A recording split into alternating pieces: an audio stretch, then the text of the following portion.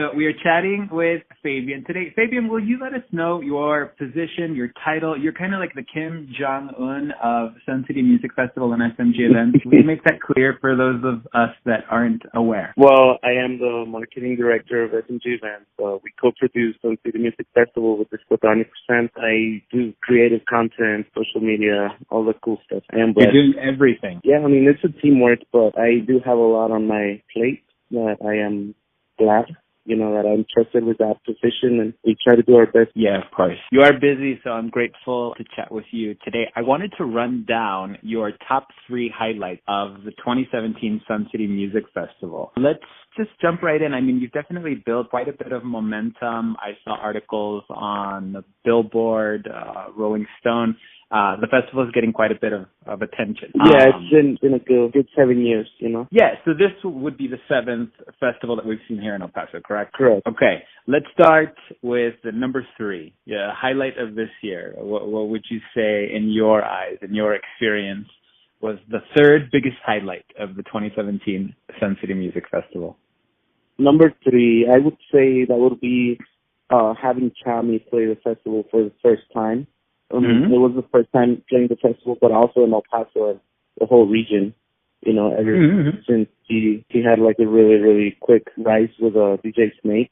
And we had him for a show that ended up getting canceled because of tornado in Dallas. He couldn't make it out. So him playing, bringing his sound that put him where he's at and co-headlining the festival was honestly one of the things we were really looking forward to for years. And so was everyone else in El Paso, because the response after that was crazy on social media. Was there a specific song that Chami dropped that brought a tear to your eye at this year's Sun City Music Festival? Not exactly a tear, but a lot of his songs really do have emotion to it. It's he's one of those artists that's able to translate like house music and all its feeling into, a cool beat, and on the breakdowns it still has like that emotion. So I would say he ended his set with one of his later songs. It's called ADU. Means goodbye in French. And that was pretty special, to witness him here. Perfect. That's one that we should add to your playlist for sure. Definitely. All right. Number 2, highlight of this year's Sun City Music Festival. What would you go as your number 2? Number 2, I want to say which had to be having Sasha and Bigwee play here again. I mean, for the first time, not again. Sasha and Bigwee, they've been split for some good 10 years. And we were able to have them play here in El Paso together, which hasn't happened like in history or in the Southwest. Yeah, I feel like they've had a following for quite some time. Like I feel like this one's for the OGs. I mean, and they have quite a bit of new fans as well. But this was, I think, a momentous occasion. So that's like a tip of the hat to you guys for pulling that one off for sure. No, thank you. But yeah, definitely. This was, like a milestone for the festival that we were able to get an act of that caliber in the underground realm, because, these guys paved the way for everyone else and everything else that's been coming out in the last 10 years. What would you recommend we add to our playlist? From Sasha and Bigwee, their Northern Lights album, for sure. It's a mixed album. It's a compilation of like really good progressive house hits. Okay, perfect. Moving on. Number 1 moment of Sun City Music Festival. Number 1, I think it was kind of expected, and there was a lot of buzz around it leading up to it, but it had to be Khalid coming out with Marshmello,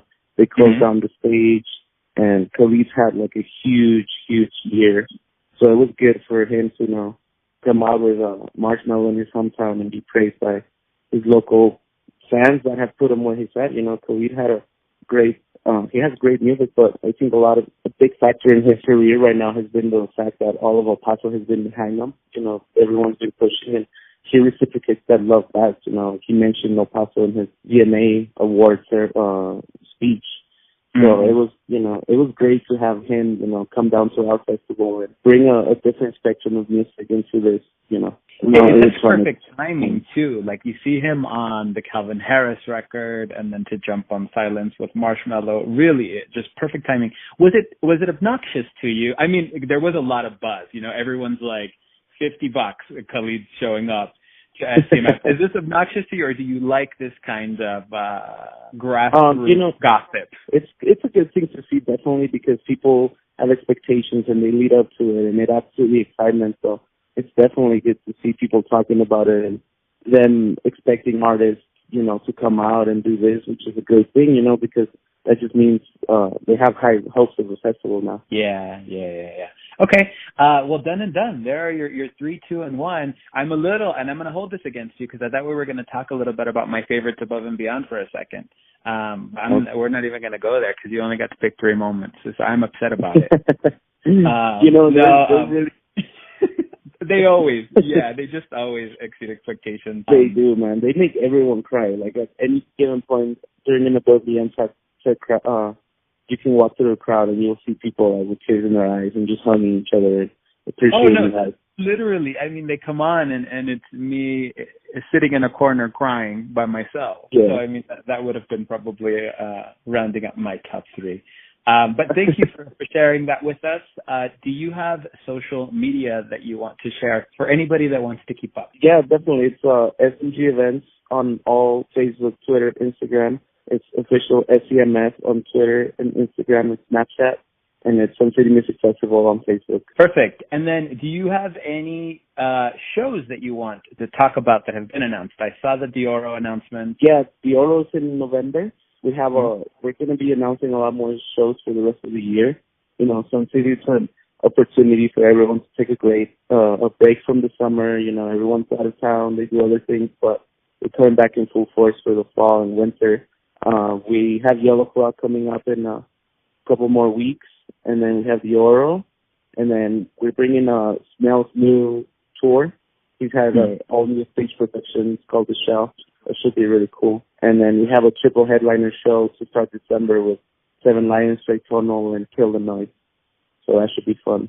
And we'll be dropping a lot more in the next week. Yeah, something for everyone, for sure. For sure. Okay, thank you so much.